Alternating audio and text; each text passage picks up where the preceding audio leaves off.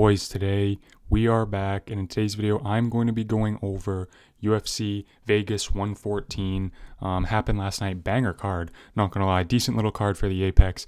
Just sucks that it's in the Apex, because if that was in a fight night crowd, the crowd would have been going crazy. But yeah, the Apex is just ruining these fights. But let's get into it. It was a decent night of fights, and I did pretty good on picks, I'm pretty sure. So let's jump right into it. Pierre Rodriguez versus Sam Hughes. I know I just said I did good on picks, but I did get this one wrong. Pierre Rodriguez beats Sam Hughes again. I'm pretty sure she beat her like the first time they fought too. I don't really remember, and I don't really give a shit. Pierre Rodriguez was lighting up Sam Hughes in the first round. What else happened? I don't know. Nothing really. Nothing else really happened in the fight. Pierre Rodriguez got some control time with some takedowns, and just like lit up Sam Hughes on the feet. Sam Hughes can't strike for shit. So yeah, pretty boring fight. Moving on. Hecher Sosa versus Luan Lacerda.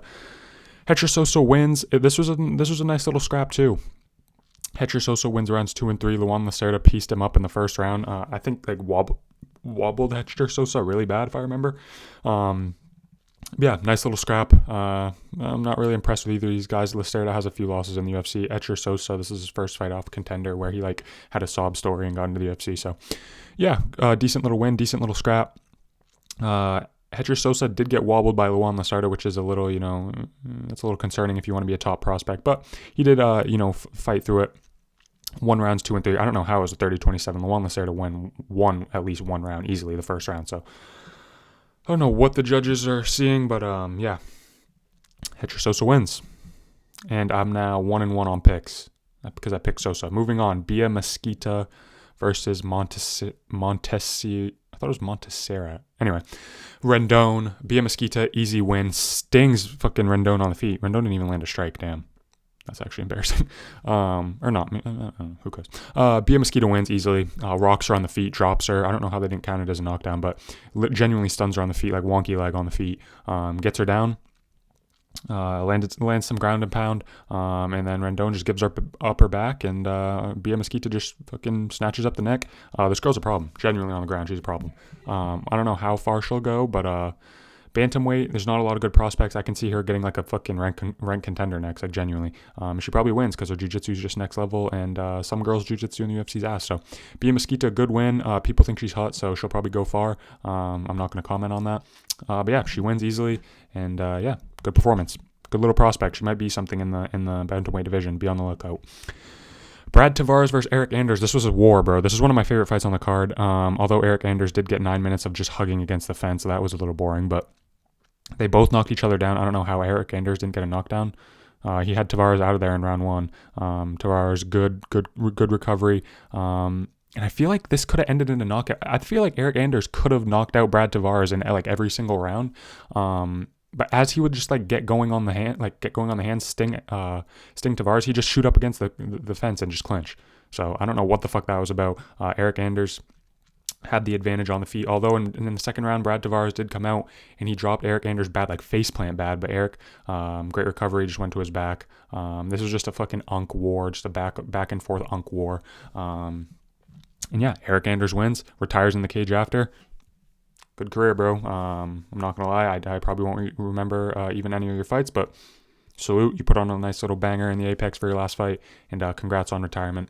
And yeah, Brad Tavares just got taken down, held against the fence, had one big moment, but Eric Anders, consistently stinging him on the feet, and got the 29-28 win. I don't know how someone gave another 30-27. The judges tonight were ass. Good thing there was like mostly finishes, but Tavares at least won the second round. He dropped Anders, so I don't know how he didn't win. Moving on. This was also a really good war. There's a lot of like decision wars on the prelims. Manuel Sosa, who does have a win over Mauricio Rufy. He knocks out Vallejos. Vallejos was landing too, bro. This was a nice little back and forth fight. Oki gets dropped early by Sosa. I thought it was going to be over. Oki, good recovery. Obviously Sosa wins that round. Round 2, Oki gets like a takedown, I'm pretty sure. Gets some control time. Rocks Sosa on the feet. Didn't drop him, but rocked him.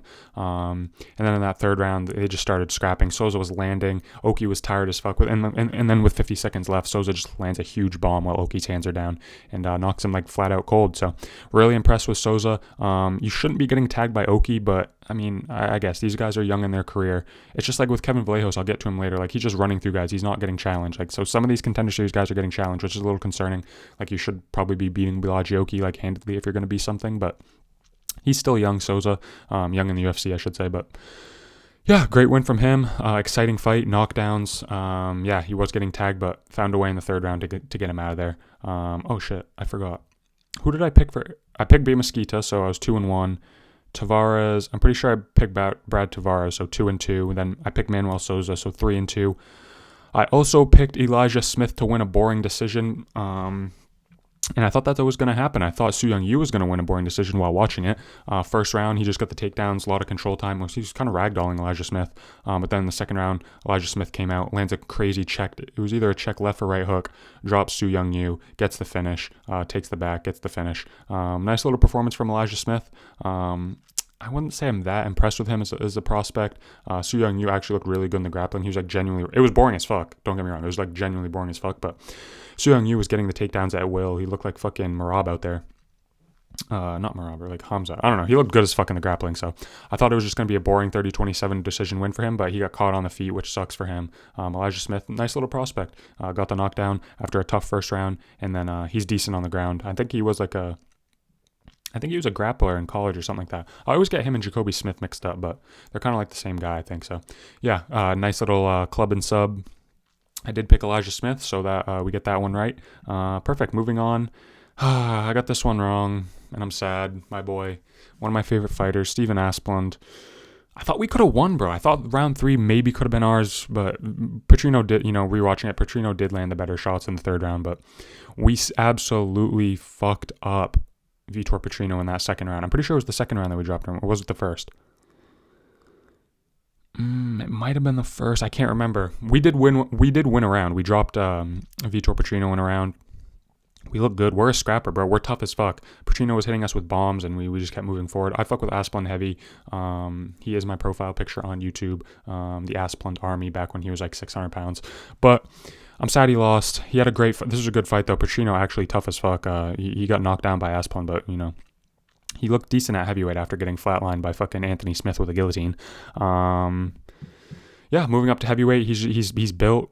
He's thick for heavyweight. Petrino he might be a player in the heavyweight division. Who knows? We'll have to see. But I'm just sad. Asplund loses 2-1. It is the right decision. He didn't win that fight, but it just sucks because he almost had him out of there. And Asplund Army, we will be back. This was a hard fight for him too. This is only like his third fight in the UFC. Why are we giving him such like a tenured guy? But yeah, honestly, Asplund, if you're going to be anything, you probably should be beating Vitor Petrino. He's not that good. I mean, Anthony Smith fucking beat him, so.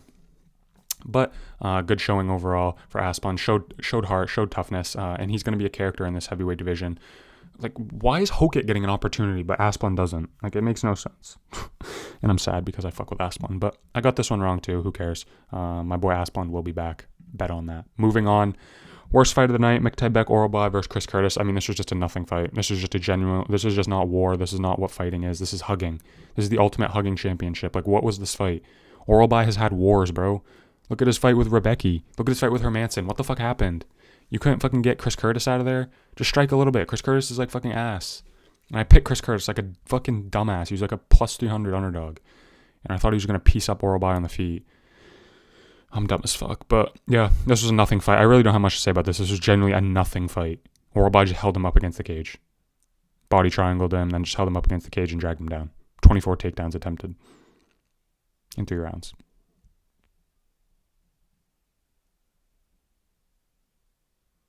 I'm still here. I'm just letting this fester in your mind. It was complete bullshit. I'm not even going to talk about it. That fight was just genuinely awful. Oralbai, you better come out and put on another banger next fight, or we are going to officially hate you on this channel. Okay, moving on. Charles Johnson versus Bruno Silva. I did pick Charles Johnson to win, and he shouldn't have won. Bruno Silva won this fight. I don't know what the fuck people are, saying online. I saw MMA Guru say Charles Johnson won all 3 rounds. That's actually ridiculous. A judge said Johnson won all 3 rounds too, which is absolutely crazy. I thought Bruno Silva won round 1 and round 2.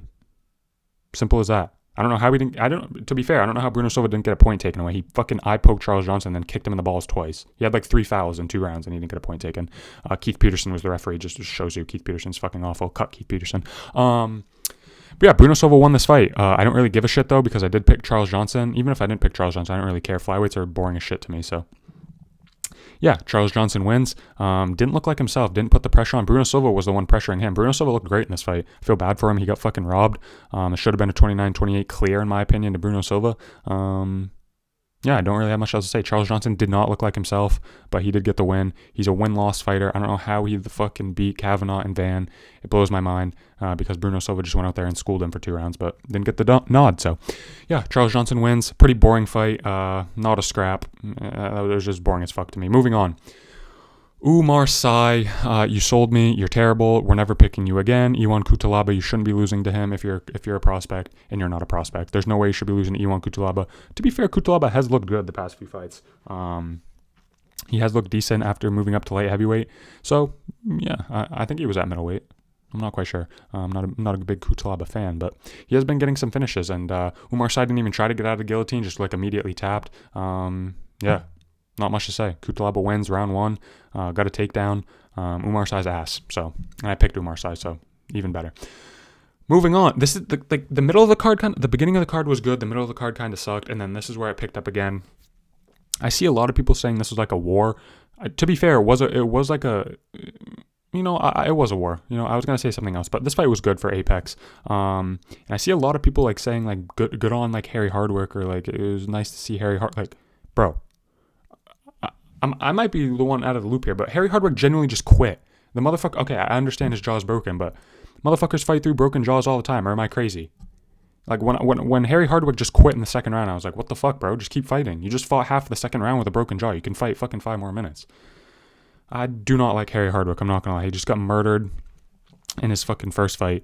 He got shit on in this fight too, and then just quit. So honestly, cut Harry Hardwick in my opinion. He is tough as shit. He did get rocked by Rahiki like 5 times. Didn't go down. His hands were down. That's for damn sure. He just like stood there like this and just kept getting punched. He wasn't even like this, but he's tough as shit. So honestly, maybe just keep him and just have him just get knocked out by like a upcoming contender. But yeah, he is tough. Good chin on him, but I don't know how you just don't, tough it out for 5 more minutes after you just had a whole second round with a broken jaw. He literally told his coach, my jaw's broken. And then he said, I'm done. So in my opinion, he quit. Good win for Rahiki. Rahiki puts on just straight bangers. His Contender Series fight was an absolute banger. And he looked good as fuck again today, even though Hardwick's ass. But he looked good. He's young, I'm pretty sure. But you probably shouldn't be getting in this many wars when you're that young, because your chin's probably going to deteriorate quickly. But my takeaway from this fight was good fight. Rahiki's, a badass, and Harry Hardwick's a quitter. So moving on. This fight disappointed me, man. I thought this shit was going to be good, but this shit was ass. This was probably the most boring fight other than the women's fight on the main card. Jose Miguel Delgado just wins against Andre Fili. Almost gets dropped by Fili. Like, I'm going to say it right here. Jose Miguel Delgado will be nothing in this sport. He won't be anything in this sport. He'll never be a champion. You can't be getting tagged by Andre Fili in round 1 and expect a jump up next fight into like people be like not excited, because he's an exciting fighter, but I don't know how to explain it. He's just not going to be anything, right?